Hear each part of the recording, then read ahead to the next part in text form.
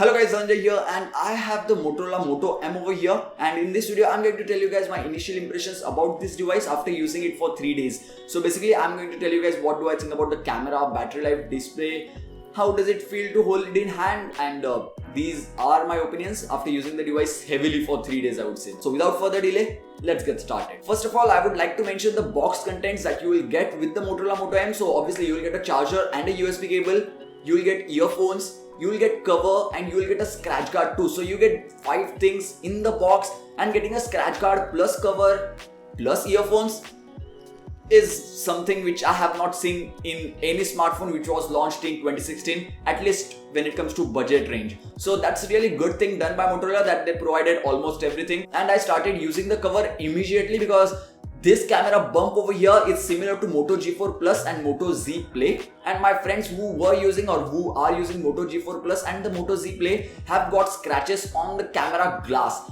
which is extremely bad thing because obviously it is going to affect the camera performance, and the photos that you are going to take in the future are not going to look that great because of those scratches. So I would highly recommend you to use the cover as soon as you get your Motorola Moto M, or if you are using Moto G4 Plus or the Moto Z Play, then start using a cover as soon as possible. The device feels really good to hold in hand because of the curved back design which is present, and it is a little bit on the heavier side because it weighs around 163 gram. It sits into your hand completely and comfortably. You do not have to worry about the device slipping out of your hand when you are using the cover, and as I said earlier, you have to use cover with this device, otherwise you will end up getting scratches on your camera. But if you use the device naked without any type of cover, then still the metal which is present at the backside is good enough to stay in your hand, and it is not as slippery as it is with many other metallic devices. After this, now let's talk about the camera on this device. So 16 megapixel rear facing camera and 8 megapixel front facing camera is present on this device, and according to me, both the cameras are pretty decent considering the price of 16,000 rupees. I would say it's not a huge upgrade from Moto G4 Plus, or I won't really say it's an upgrade from Moto G4 Plus, but the camera which is present on the Moto M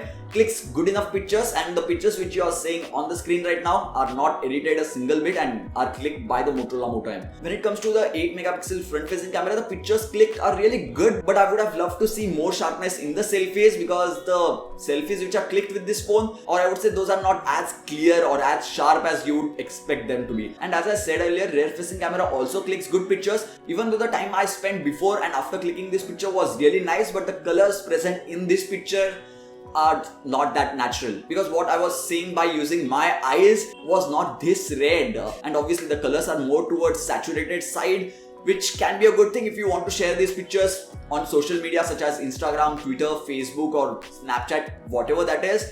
But I personally prefer to have natural colors, and I guess everyone should prefer having natural colors because you can always add saturation while editing the pictures. So that's something I would like to mention. When it comes to battery life with the Motorola Moto M, I was quite surprised because all the Motorola devices that I have tested since 2015 had really great battery life. Let it be Moto E series, Moto G series or Moto Z series.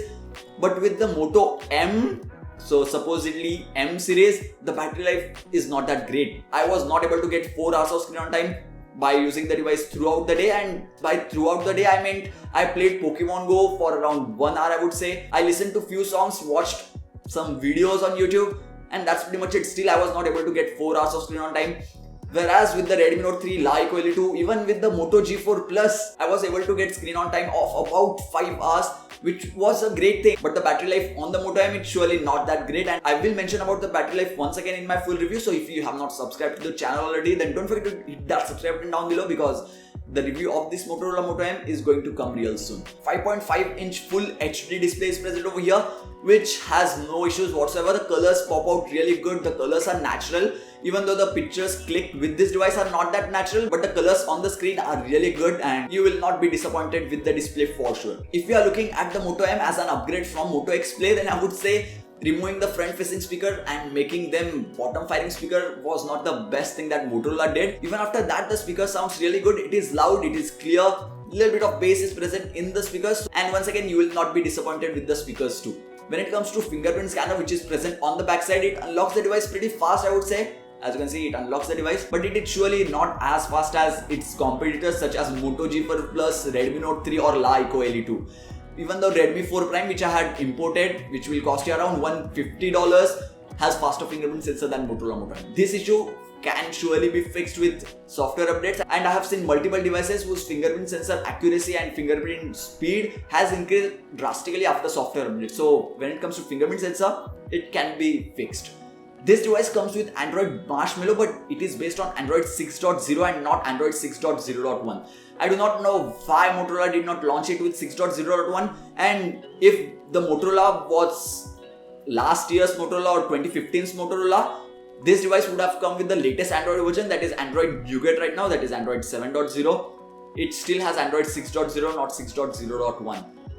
I can live with that. And when it comes to performance or the overall performance, I did not face any type of issues. Even though while gaming such as Clash of Clans and Pokemon Go, I did face a little bit of lag here and there, which I did not face with the Moto G4 Plus.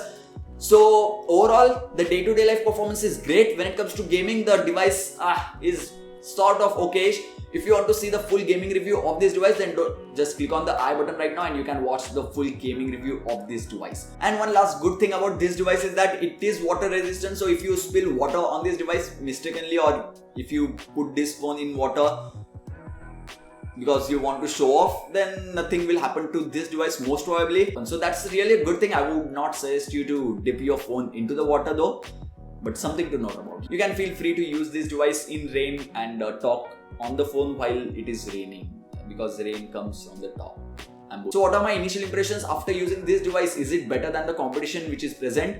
So I would say it is really tough for me to suggest the Moto M over the Moto G4 Plus, because the battery life on the Moto M is not as good as Moto G4 Plus. When it comes to camera quality or the selfie camera, Moto M does not perform as good as Moto G4 Plus. Not only this, but even the fingerprint sensor on the Moto M is not as fast as Moto G4 Plus. So yeah, this is pretty much it for this video guys. Thanks for watching. Don't forget to give this video a huge thumbs up if you liked it. And if you have any doubts and suggestions or queries regarding the Motorola Moto M, then let me know about that in the comment section box below. And if you are wondering whether I would suggest the Moto M or the Redmi Note 3 or the La Eco LE2, then I would say you're better off going with the Redmi Note 3 and La Eco LE2 if you do not need a better camera, because surely Moto M has a better rear facing camera than Redmi Note 3 and La Eco LE2 and even the Lenovo 5K5.